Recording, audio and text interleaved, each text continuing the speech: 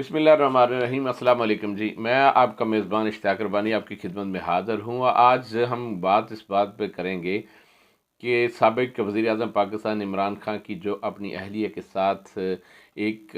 बंधन में बंधे, जब उनको जो हिप्नाटाइज़ करके एक शादी का सिलसिला जो बनाया गया और उसकी जो ख़बर थी जब उमर चीमा ने दी, तो ये भी एक प्लानिंग का हिस्सा था कि जो उमर चीमा ने खबर दी थी तो उसका भी सिलसिले में यही ज़राए बताते हैं कि इमरान खान की इस बात से मुकर ना सकें कि वो वज़ीर आज़म पाकिस्तान जो ने बनाना चाहती हैं, उनको एक ख़बर दी जा रही है। वो ख़बर फैज़ हमीद साहब के जो एक आगे कार ख़ास थे, वो उन्हें ख़बर देते थे, वही अपने पीर अपने मरीद को ख़बर देते थे। ये एक सिलसिला बहुत अरसा चलता रहा, जिसके नतीजे में इमरान खान की शादी बुशरा बीबी के साथ जो शादी हुई थी, ये एक बाकायदा मनसूबा बंदी के तहत हुई थी।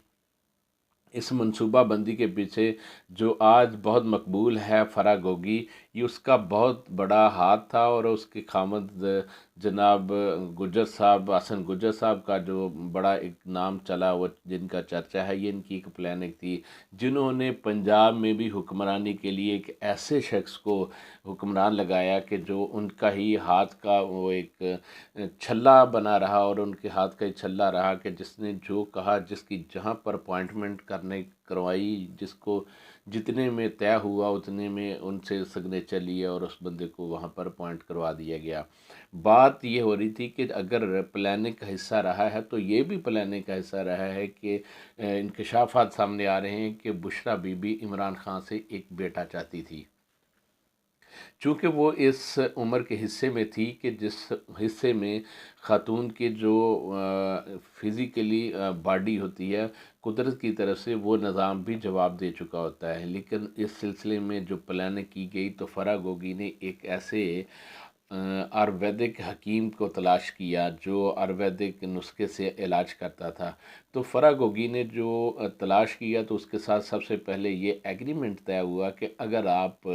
जिस मरीज़ा के पास हम आपको लेके जा रहे हैं, अगर आप कामयाब हो जाते हैं, तो हम आपको एक बहुत बड़ा मतीब बना के देंगे, या एक बहुत बड़ा हॉस्पिटल इस तरह का बना के देंगे जो आप रिसर्च सेंटर के तौर पर भी काम कर सकते होंगे।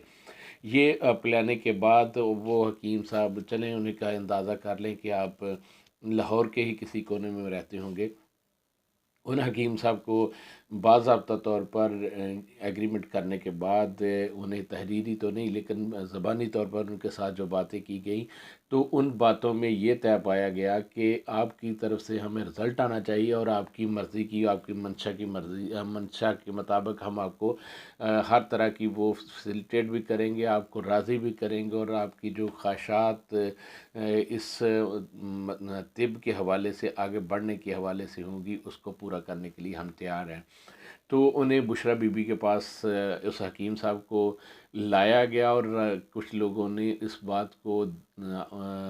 ऑन करते हुए कहा है कि हम इस बात की यकीन से कह सकते हैं कि वो हकीम साहब बुशरा बीबी के पास आते भी रहे, और उनके साथ जो उनकी उम्र के हवाले से बात हुई, और उसके बाद उन्होंने इस बात पर एग्री हो गए दोनों फरीकैन कि हम ये चाहते हैं ये प्लान का, क्योंकि सुल्तान जो हसन गुज्जर साहब थे, उनकी तरफ से और उनकी अहलिया ने की एक मनसूबा बंदी थी कि वो अब इमरान खान से एक बेटा चाहते थे, और उस बेटे के सिलसिले में हकीम की जो खिदमात ली गई हैं, तो उस खिदमात के नतीजे में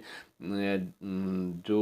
उनको देना था, जो उनके साथ हकीम साहब के साथ तय था, ये सारा हसन गुज्जर और उनकी अहलिया फराह गोगी जो आज बैरून मुल्क अपने उन लूटी हुई रकम के साथ एंजॉय कर रही हैं। तो आसन गुज्जर के साथ उनकी अहलिया ने ये प्लान जो किया था, उस पर बुशरा बीबी के पास लाया गया, और जो आसन गुज्जर की जानब से उस हकीम को वहाँ पर पहुँचाया गया। तो मोहतरमा फ़राह और मोहतरमा बुशरा के दरमियान जो एक ख़वातीन के मसाइल होते हैं, उस पे भी गुफ्तगू हुई, और वही चीज़ें हकीम साहब को बताई गई, और हकीम साहब ने बिलमशाफ़ा ये सारी बातें उनसे पूछने के बाद अपना आयुर्वेदिक इलाज किया। तो उसके नतीजे में बुशरा बीबी जो बिल्कुल ایک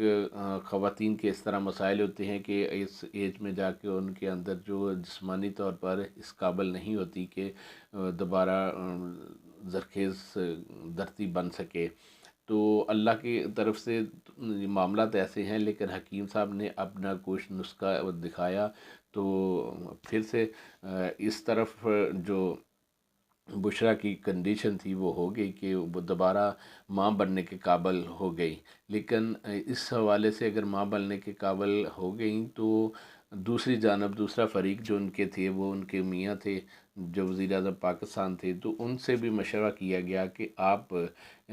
اس بات پہ ایگری ہیں، تو انہوں نے کہا ایگری، لیکن کچھ چند ماہ کے بعد جب وہ دونوں میاں بیوی کے معاملات کے بعد کوئی رزلٹ سامنے نہ آیا تو اس کی پریشانی فرح کو یقیناً ہوئی، اور فرح آسن کو لے کے پھر حکیم صاحب کے پاس گئی اور حکیم کے ساتھ یہ ساری چیزیں ڈسکس کی کہ ابھی تک کوئی رزلٹ سامنے نہیں آیا، چونکہ ہماری جو